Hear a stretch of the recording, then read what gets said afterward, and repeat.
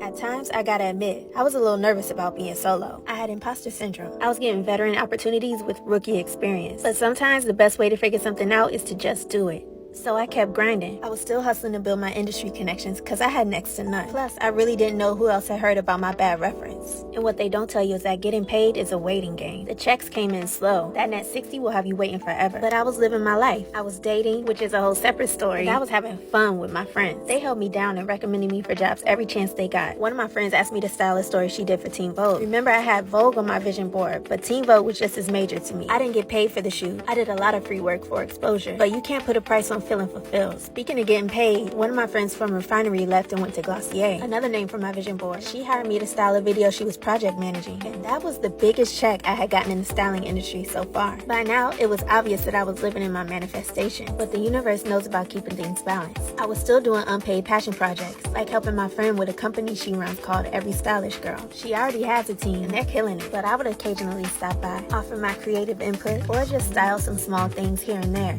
Wow, I was really enjoying the woman I was becoming. Wait, well look who the cat dragged back in.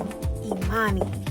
I had already told myself I was no longer holding grudges and burning bridges, or blocking blessings. So even though I didn't want to deal with her, I swallowed my pride. And turns out she had bought a house. And in a few months, she would be leaving that apartment she had for like 10 years. She had a good deal on it, so we talked about me taking it over. I was living in a nice spot in Bed-Stuy, but I had a roommate situation. And if you have your own spot in New York, you were lit. I jumped at the chance to take over her apartment in a few months. Thank God I kept my heart open. I couldn't believe how well things were going. I had cut the middleman out. I was getting styling opportunities on my own, and I was getting my very own apartment in a few months. Everything was right. And what could possibly go wrong?